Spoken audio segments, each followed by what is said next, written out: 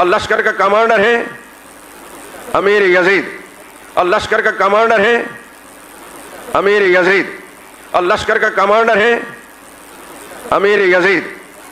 اللہ نے ان باپ بیٹوں کے اندر یہ صلاحیتیں رکھی تھیں۔ آپ کے لیے وہی رائے بہتر ہے جو میری رائے ہے کہ چپ کر کے خاموشی سے بیٹھ جاؤ، نہ لعنت اللہ علیہ کہو اور نہ رحمت اللہ، کیونکہ اگر لعنت اللہ علیہ ہوا تو رحمت اللہ علیہ کہنا قیامت کے دن گلے پڑ جائے گا، اور اگر وہ نکلا لعنت اللہ تو پھر اگر وہ نکلا رحمت اللہ تو پھر لعنت اللہ علیہ کہنا قیامت کے دن کیا پڑ جائے گا؟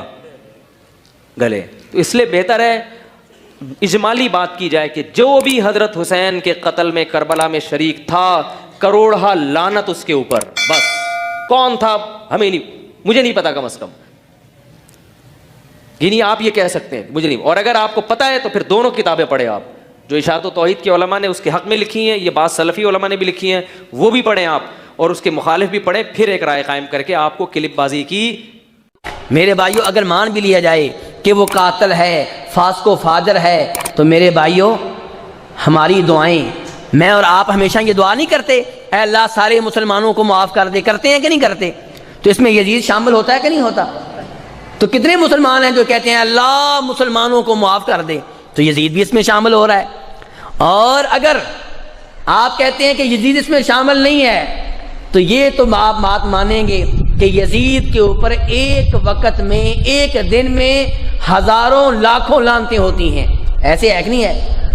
اور یہ ساری لعنتیں، یہ ساری گالیاں روز قیامت اس کے لیے نیکیاں بن جائیں گی۔ کیا بن جائیں گی؟ بات ہوئی ہے اب تیری طرف سے شروع، انتہا اب ہم کریں گے۔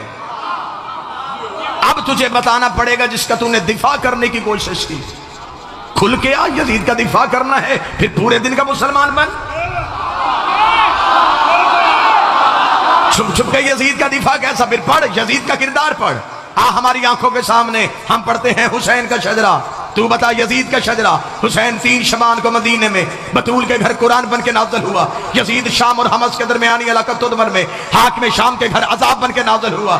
یزید کو پیدا ہوتے ہی گھٹی شراب کی دی گئی، حسین نے پیدا ہوتے ہی رسول کی زبان چوسی۔ یزید کا نانا بجدل عیسائی خاندان سے تھا، حسین کا نانا سید المرسلین ہاشمی خاندان سے تھا۔ یزید کی ماں میسون جس کے ناچ گانے کو پسند کر کے حاکم شام نے اس کے ساتھ نکاح کیا تھا، حسین کی ماں وہ زہرا تھی جو ایک لمحے کے لیے سجدے سے فراموش رہی، جس کے حیا کا نام قرآن تھا، جس کے نوکر کا نام جبرائیل تھا۔ یزید کا دادا ساری زندگی مخالفت رسول کرتا رہا، حسین کا دادا ابو طالب ساری زندگی حفاظت رسول کرتا رہا۔ یزید کی دادی ہندا جس نے رسول کے چچا حمزہ کا کلیجہ چبایا، حسین کی دادی فاطمہ بنت اسد جس کی قبر میں رسول لیٹا، جس کو کفن محمد کے کرتے کا ملا۔ یزید کا ایک ہی بھائی تھا جو پاگل ہو کے مر گیا، حسین کا بھائی حسن مسند امامت کا تاجدار بن گیا۔ یزید کا شجرہ خبیثہ تھا، حسین کا شجرہ طیبہ تھا۔ یزید فاسق تھا، میرا حسین روزے دار تھا۔ یزید فاجر تھا، حسین نمازی تھا۔ اس لیے 26 رجب کو ولید کے دربار میں کھڑے ہو کے حسین نے یہ جملہ کہا تھا، اور ولید لکھ یزید سے میں تیری بیعت کروں تو کروں کیسے؟ میرے بابے جیسا تیرا بابا نہیں، میرے دادے جیسا تیرا دادا نہیں، میری ماں جیسی تیری ماں نہیں، تجھ جیسا میں نہیں، مجھ جیسا تو نہیں۔ اپنے لاکھوں لے کے تو آ، اپنے 72 لے کے میں آتا ہوں، قیامت تک کے لیے ہر حلال زادے کو یہ کہنے پہ مجبور کروں گا، حسین زندہ باد ہے، یزید مردہ۔